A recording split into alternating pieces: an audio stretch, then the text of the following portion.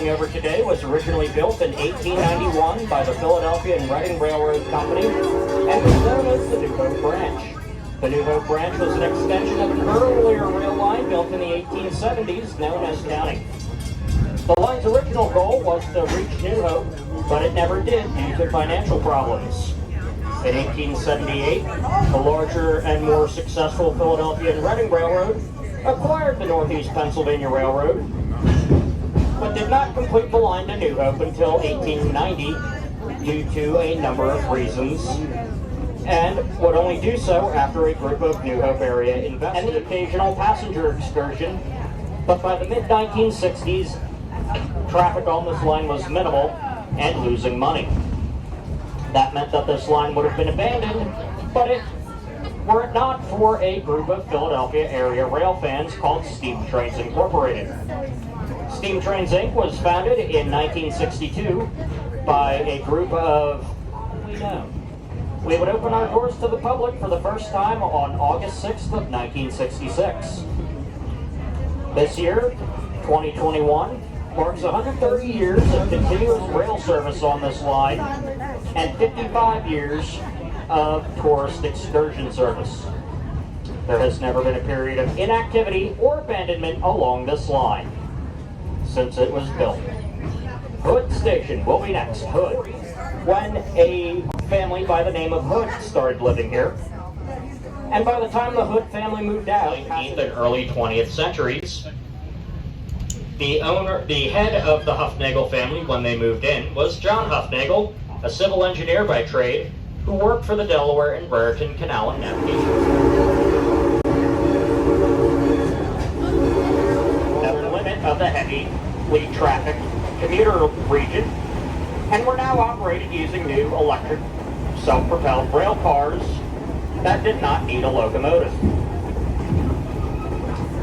In order to travel to New Hope, our train today are steel and weigh approximately 70 tons each.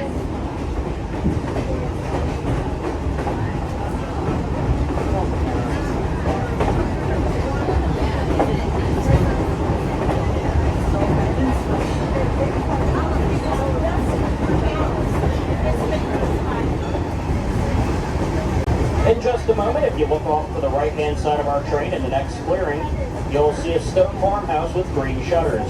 This house was built in 1844, making it one of at least 3 houses along this line that predate the railroad. It was in houses like this that the people of Bucks County lived in as they tended to their fields and raised livestock. Prior to becoming a bedroom community for Philadelphia and to a lesser extent New York City, the New Hope area of Bucks County was one of the most important farming regions in southeastern Pennsylvania with hundreds of farms. Today, only a few dozen farms still remain, and one of the largest will be coming into view on the right. This farm is known as Bradshaw Farm. At one time, it was a very busy and profitable dairy farm with hundreds of cattle. Today, in the fields where cattle once grazed, Bradshaw Farm now grows trees for local nurseries. They are also listed as preserved acreage, meaning that they are banned from ever being purchased by real estate developers.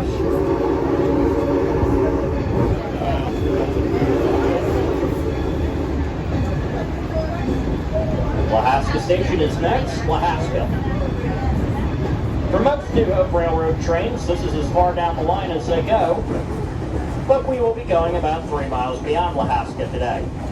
That said, we will be stopping here, not to turn around and head back to New Hope, but to move the locomotive to the other end of the train.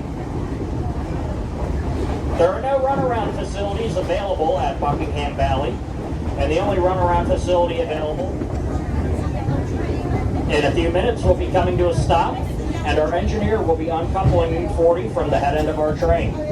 They will then be using a runaround siding that will be coming into view on the left-hand side of our train in just a few minutes to get her coupled up to what is currently the hind end of our train. They will then perform an air brake test to make sure that the brakes are in good working order, and then we will be on our way to Buckingham Valley. Now, the station at Lahaska was built in 1891 to a very similar design to the one in New Hope. These 2 stations were designed by the same architect, A. Oscar Martin of Doylestown. was not a flag stop. It was a regularly scheduled station stop that all trains traveling between New Hope and Philadelphia stopped at to pick up and drop off passengers, mail, and express freight.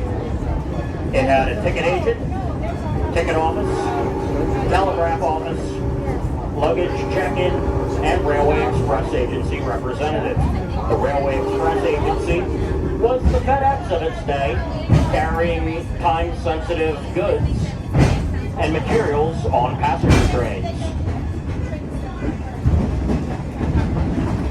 In 1954, the station that was once situated here was saved from demolition by a nearby farmer who had it moved to his land in the middle of some woods a quarter of a mile away. This was then turned into a house, and it still sits on private land today as someone's home. You will not be able to see the building that was once this small community space.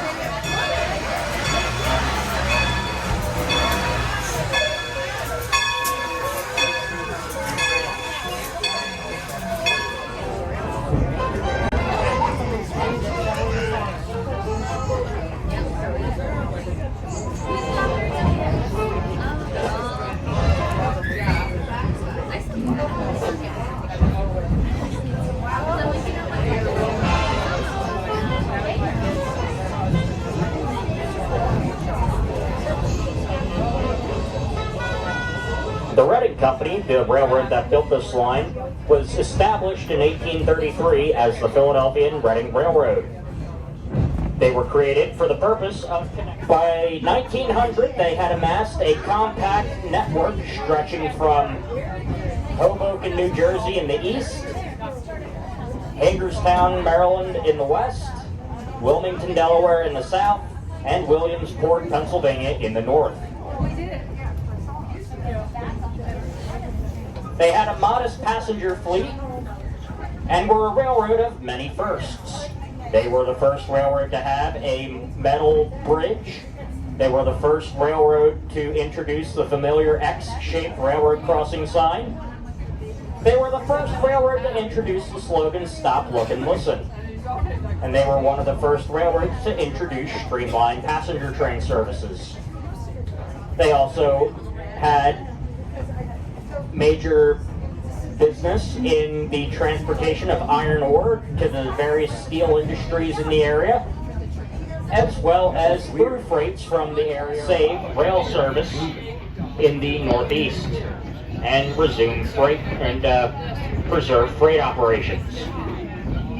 This came about on April 1st of 1976, when the Reading handed their railroad operations over.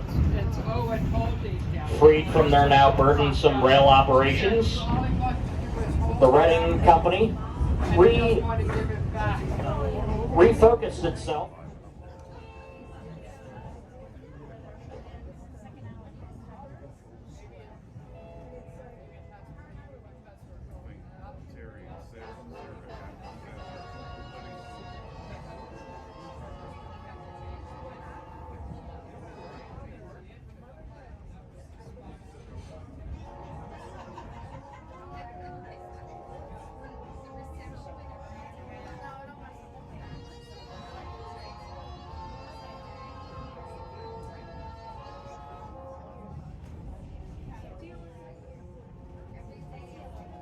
Or else they would come and find her and get her.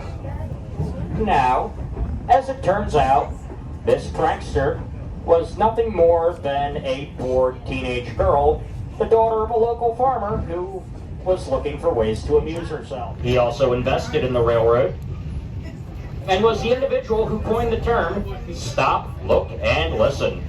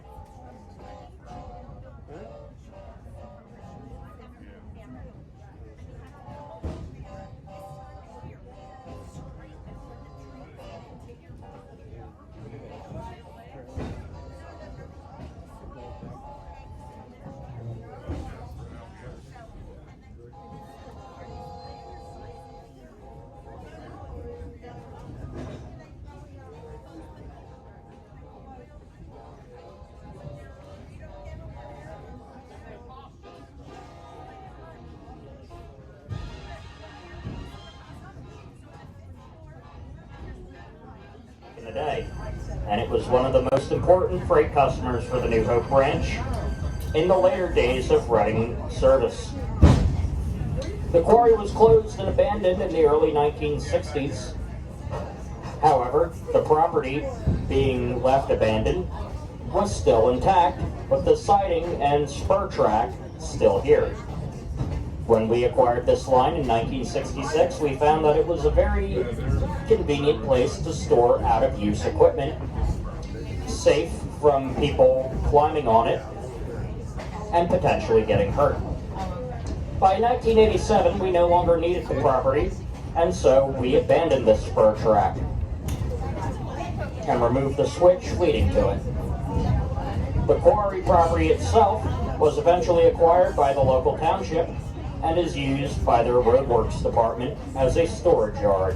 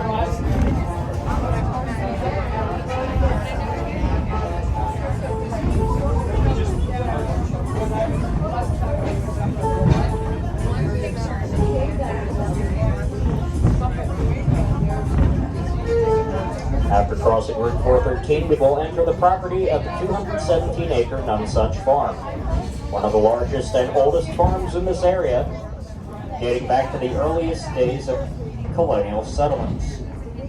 Since its inception, it has been under the care of the Yerkes family. They originally arrived here in the New World as indentured servants and began working the land to earn their freedom.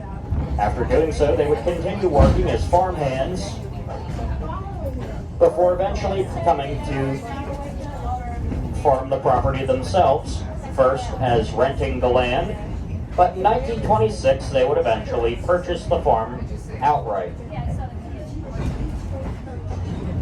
Today, they have a very successsul business, growing their network.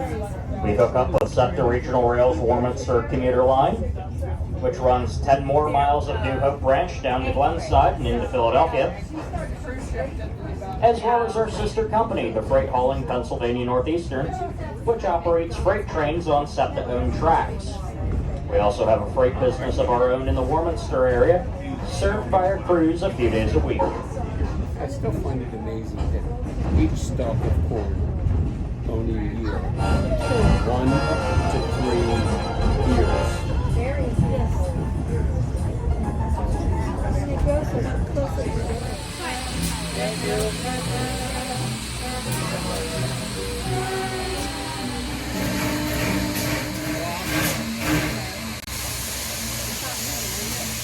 Don't tell them.